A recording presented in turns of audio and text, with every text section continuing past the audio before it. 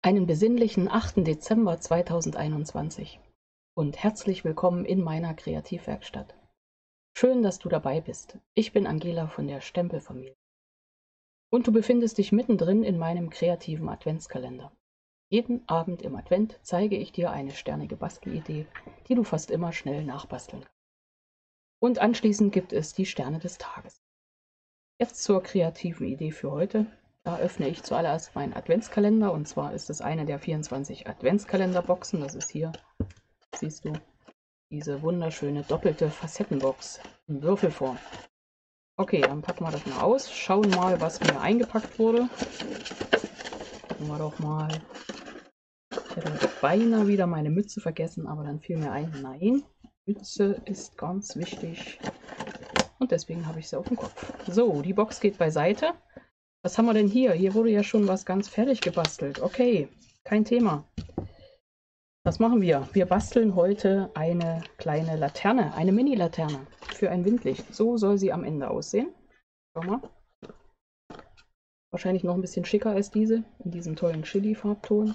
Ich habe hier so ein Licht drin, ein normales LED-Windlicht, eine kleine Lichterkette, was auch immer. Nur ein echtes Licht kannst du natürlich auch reintun, aber dann brauchst du den Brandmeister, der daneben steht. Okay, was brauchen wir für mein Licht? Wir brauchen ein A4-Blatt, Farbkarton und 4 Stück Pergamentpapier habe ich genommen. Man kann das auch klar machen oder freilassen wie hier, dann sieht man natürlich mehr Licht.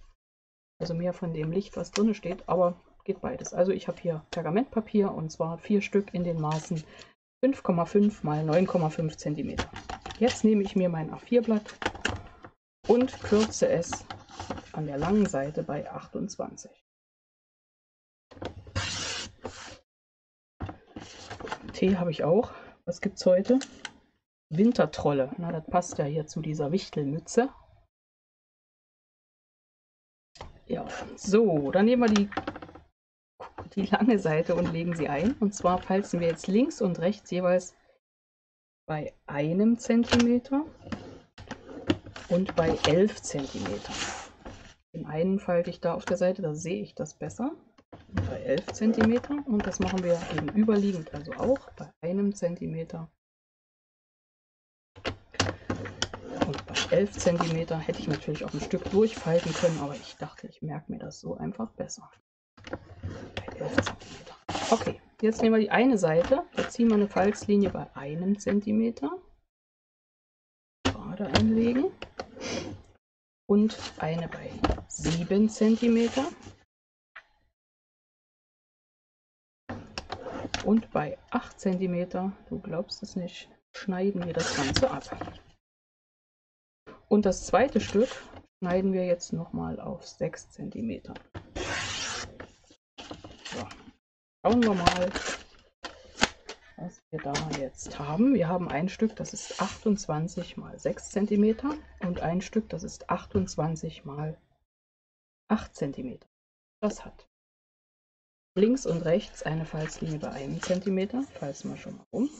Und links und rechts eine Falzlinie bei 11 cm und dadurch haben wir in der Mitte ein Stück 6 cm.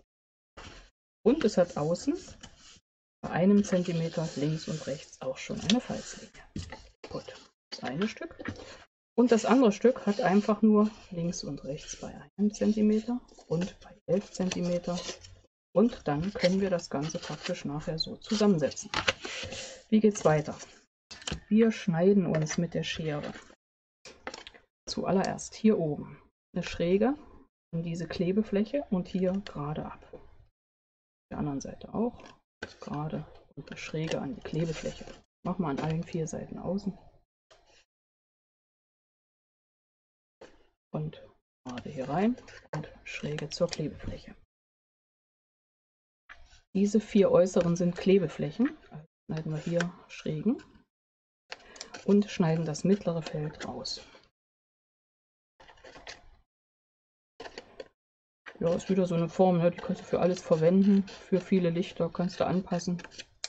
Ich habe die jetzt passend gemacht für die Stanzschablonen, die ich verwende. Ich sage dir aber auch gleich Alternativen, wenn du keine Stanzschablonen hast. Kennen wir nichts. So, okay, das sind meine Felder. Wir denken dran, zum Zusammensetzen, nachher wird es so ineinander und du kannst dir es schon vorstellen, hoch damit und an die Seiten zukleben und fertig ist die Laterne. So einfach geht das. Ich habe jetzt Stanzschablonen verwendet, habe hier diese Schneeflocken.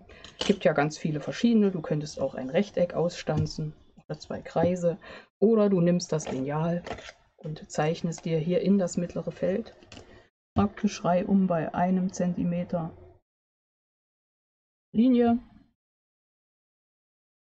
Falls mich Fragen erreichen, ich habe keine Stanzform, dann ist das kein Thema. Bei 1 Zentimeter jeweils eine Linie. Das sind ja die Laternen, die haben wir früher mit den Kiddies schon im Kindergarten gemacht. Und dann verbinden wir die einfach, die ganzen Linien, nehmen unsere Schere. Wie gesagt, es ist praktisch Härte getestet, das haben wir früher auch so gemacht, das funktioniert. Nehmen die Schere und schneiden dann jetzt hier einfach das Feld raus. Auch das wäre eine Variante. Pergamentpapier dahinter und schon haben wir die Laterne und dann können wir das Pergament zum Beispiel einfärben. Dann sieht das auch schon bunt aus. Oder wir kleben wieder was anderes drauf. Wir haben also jetzt hier komfortabel diese Stanzteile. Ich zeige das einmal trocken, weil ich habe es schon fertig. Ich lege die hier mittig auf. Und zwar habe ich sie so aufgelegt, dass das große Feld unten ist. Ginge natürlich auch andersrum, aber ich stelle mir das so vor.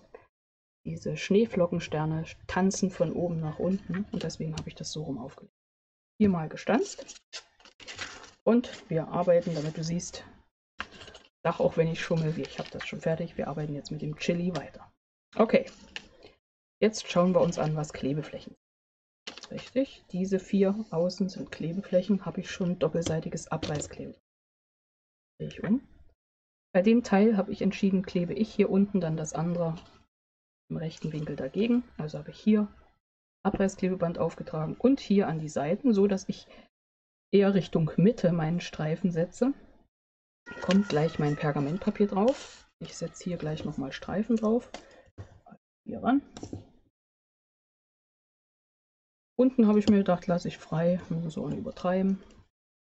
So schon genug Arbeit. Wir wollen ja auch chillen bei der ganzen Sache. Chillen ist überhaupt das Hauptwort im Advent. Kein Stress aufkommt. Und bei euch irgendwo Stress auf. Dann chillt ein bisschen, macht was Kreatives. Okay, jetzt ziehen wir hier also eine grüne Laterne. Die Lodengrüne werde ich dann später bauen. Also jetzt werden Klebeflächen, Schutzfolien abgezogen und ich zimmer das hier mal schön gleichmäßig drauf. Das passt super, so dass der Klebstoff schon abgedeckt ist. Und alle Flächen werden jetzt hier schön mit dem Pergament beklebt. Früher gab es ja da Butterbrotpapier. Die Älteren unter uns erinnern sich vielleicht. Heute haben wir hier dieses tolle Pergament, ist auch im Stampin' Up Katalog echt gute Qualität drin. Zu einem guten Preis, aber Qualität hat ihren Preis. So, welche Seite? Frag mich einfach, schreibe ich dir. Hier drauf, Klebstoff schön abdecken. Ist immer wichtig, dass wir gut das doppelseitige Abreißklebeband Richtung Mitte aufgebracht haben, dass die Laterne innen nicht klebrig wird. Da kommt zwar keiner hin, aber Staub in jedem Fall und das wäre ja nicht schön. Sehr schön abgedeckt. Ja, dann wollen wir mal. Jetzt kleben wir das so drauf. Hier ab. Nochmal geschaut, dass es passt. Und das Ganze super drauf. Ich könnte jetzt hier mein Raster nehmen. Das mache ich auch. Ich lege das rechtwinklig an. Das passt. Und das rechtwinklig drauf. Auch drücke das an. Und dann klebe ich die Laterne hoch. Links und rechts. Ab. Hier oben den haben wir ja überall geknickt. Prüfen wir nochmal. Jetzt lege ich das rechtwinklig aufeinander. Halte es oben fest und dann hat es unten eigentlich keine Chance. Es muss gerade gehen.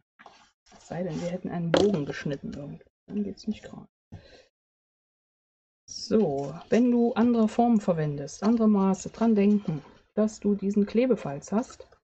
Und das heißt, du könntest jetzt zum Beispiel nicht, wenn du einen Klebefalz von 1 Zentimeter hast, darf dein Motiv natürlich nicht weniger ranstehen lassen. Ne? Aber das klärt sich ja von selbst. Das weißt du natürlich. Nochmal für mich, mir könnte das passieren. Genau. So, nächste Kante und die letzte Kante und dann, wie gesagt, war eine ganz schnelle Sache. Wir haben hier lauter rechte Winkel, ob man es glaubt oder nicht. Und jetzt habe ich mir hier überlegt, ich mache das mal so wie in der echten Holzzimmerei.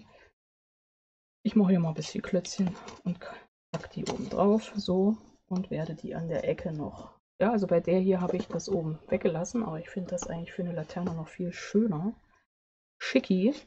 Und jetzt brauche ich nur an der Ecke kleine Klebeflächen und ja, entschieden, gewonnen hat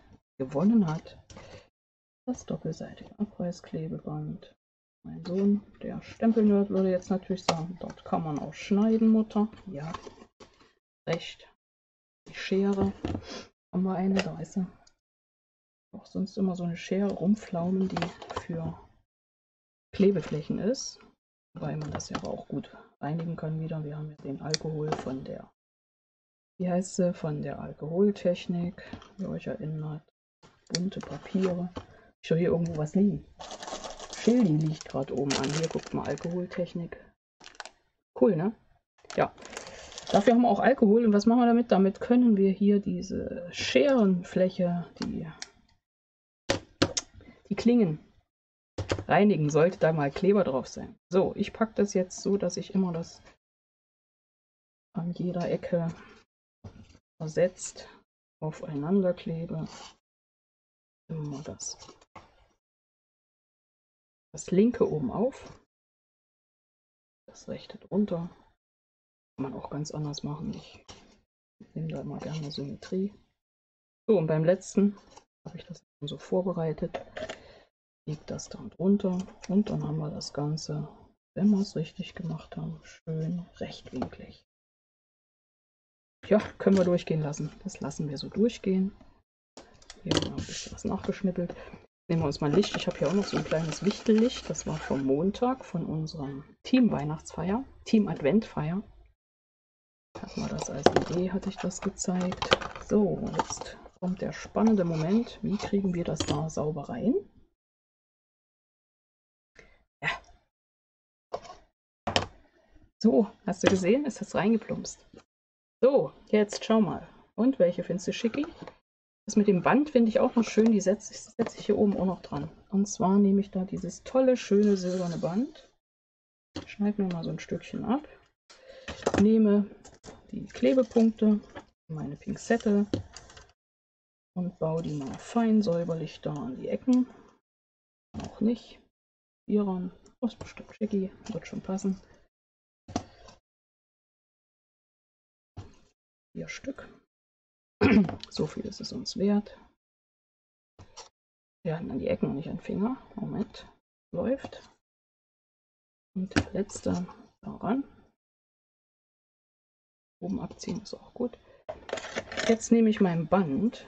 Suche mir die schönste Seite, sind natürlich alle schön. Knüller das hier so ein bisschen zusammen über diese Klebeecken. Es gibt immer 1000 Möglichkeiten, ne? Das wäre also jetzt hier meine Idee. Und dann ziehe ich das hier vorne an eine Ecke. Mache mein Knöti. Knoten an die Ecke. Und binden wir eine Schleife. Und dann ist das Licht auch noch ein bisschen schicki mit Band verziert. So. Ich habe es vorhin im Dunkeln in meiner Fotokiste gehabt. Das sah echt schicki aus. So gefällt mir das gut. Das war die Bastelidee für heute.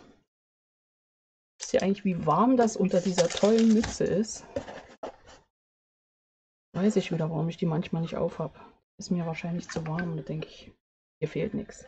So, was kommt jetzt? Der Tee und dann kommt der Spruch des Tages, die Sterne des Tages. Und dann ist unser kleiner Adventsplausch schon wieder vorbei. Okay, dann bauen wir mal hier ein bisschen rüber. Aus dem Afrika-Kalender von der lieben Cordula ziehe ich mal einen Spruch des Tages. Eine afrikanische Weisheit, genau. Ja, das ist auch sehr schön. Die habe ich in meiner Küche hängen, Tatsache, mit Pinguinen. Oder sind es Erdmännchen? Ich glaube, es sind Pinguine. Sehr schöner Spruch. Also, wenn du schnell gehen willst, geh allein. Doch wenn du weit gehen willst, geh mit anderen. Ja, wieder so eine schöne Weisheit. Ich bin begeistert von diesen Weisheiten. Okay, Stern des Tages. Wir haben in unserem Sternenpost-Adventskalender 4 Stück. Was das mit dem Kalender auf sich hat, schau am Ende einfach das Video noch ein Stück weiter, da erkläre ich das. So, haben wir das. Okay, wir haben einen Stern von Heike aus Blomberg. Das ist in Nordrhein-Westfalen. Wenn ich das durcheinander gebracht habe, immer korrigieren, aber ich glaube, das passt. Also, von Heike. Einen von Angela aus Neumünster, das liegt in Schleswig-Holstein. Einen von Astrid aus Nienhagen, das liegt zwischen Celle und Hannover. Und einen von Nicole aus Lemgo. Jo, dann wollen wir mal schauen, ne? Dann fangen wir hier vorne an. Mit den Sternen von Astrid. Hier sind so kleine nette Wichtel drauf. Eine schöne 8 und hier hinten noch ein Aufkleber. Und oh, dann ziehen wir. Was haben wir denn hier Feines? Es gibt heute einen Regenbogenstern aus Pergament oder Transparentpapier. Fleißig gefaltet. Ein schöner Stern und so schön bunt. Notfalls abdecken mit einer niedrigen Stufe vom Bügeleisen einmal drüber, dann ist der glatt wie neu. Kann man ins Fenster hängen, sieht da super aus und sieht auch hier wunderschön bunt auf meinem Tisch aus. Angela, ja, ich gebe es zu, das bin ich. Dort ist einer dieser Ersatzsterne. Als ich noch dachte, ich schaffe alle, es werden kaum Ausfälle geben und ich schaffe alle Ausfälle, habe ich im Urlaub noch ganz schnell auch einen Stern als Ersatz gebastelt. Hier dieser Stern mit dem Schweif dran. Du erkennst natürlich das Band wieder. Und mehrere Sterne mit Pergament, einer hinterlegt und die anderen mit Gold, mit Silberfolie gestanzt und aufgeklebt. Sternengebinde, das ist von mir. Und dann haben wir einen Stern von Astrid. Astrid hat auch ganz fleißig hier wieder eine schöne Idee. Vorderseite. Stern, der ist eingeschnitten und dann mit Band gefädelt. Ich nenne es mal gefädelt mit Gelb und mit Silbergold, blitzrig, der blauen Scheibe. So wie der Stern, der am Himmel hängt. So, und von Nicole aus der Kategorie bunt gemischt haben wir eine schöne Weihnachtsgeschichte für jeden. Und die ist auch irgendwie in Platt. Welches Platt auch immer. Ja, also eine Weihnachtsgeschichte für jeden, der den Brief gekriegt hat. Einmal Hochdeutsch und einmal in Platt. Und dazu gibt es dieses kleine, aber feine Windlicht mit der Weihnachtsgeschichte. Ich mache hier mal einen auf Lichtern. Setze das mal hier drunter. Sieht auch sehr schön aus mit dem. Oh. Okay, die Weihnachtsgeschichte, die Krippe. Maria und Josef, das Jesuskind, der Engel steht drüber. Wir haben ein Kamel, das zeigt, in welchem Land wir sind. Und alles zusammen unter Palmen. Also irgendwo in Palästina sein. Israel, sage ich nur. Ja, steht sicher alles ganz schön da in der Weihnachtsgeschichte drin. Nazareth ist so ein Wort, das uns da gleich sofort einfällt. Jo, ich habe auch noch, ich muss es zumindest sagen, weil ich habe mich so riesig gefreut. Ich kenne die Geschichte, aber ich habe sie natürlich vergessen. Ich zeige das jetzt trotzdem. Da stand zwar für Angela privat drauf, ich werde sie nicht vorlesen, aber ich habe bekommen und das mag sowas ja. Gerade das Jesuskind hat sich versteckt. Eine Weihnachtsgeschichte, und zwar, vielleicht kennt ihr die auch, die Diskussion der Tiere über Weihnachten. Ich habe eben noch mal gelesen, so schön. Und dann haben wir hier das Rentier. Schmuggeln wir jetzt mal hier zur heiligen Familie. Maria, Josef, der Stern und das ist wieder einer von diesen minimalistischen Krippen. Da hatte ich letztes Jahr Heiligabend auch eine gezeigt. Gefällt mir. Total gut. Ja, so. Aber jetzt gibt es wirklich nichts mehr zu sagen. Herzlichen Dank an alle fleißigen Sternbastler, wie jeden Tag, wie jeden Abend. Und diese Nettigkeiten, total schön. Zeige ich euch natürlich, weil sie betreffen uns ja eigentlich alle. Wir haben ja alle mitgemacht am Kalender. Ja, das war's für heute. Ich wünsche euch einen besinnlichen Abend und freue mich schon auf morgen, wenn wir uns wiedersehen. Ich hoffe, wir sehen uns morgen Abend wieder. 18 Uhr wird das nächste Türchen geöffnet. Bis dahin, freue mich auf dich. Deine Angela von der Stempelfamilie.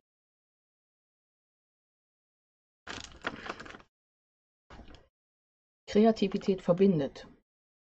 Glaubst du nicht? Was haben Petra aus Kreuztal, Brigitte aus Österreich oder Irmtraut aus Neumünster gemeinsam? Eigentlich nichts und doch so viel. Die und viele andere waren in diesem Jahr wieder dabei und haben Sterne und Adventsdeko gebastelt. Jeder 25 Mal den gleichen Stern. Seit 2015 lade ich schon dazu ein, gemeinsam mit mir kreativ zu werden und mir selbst gebastelte Sterne zu schicken.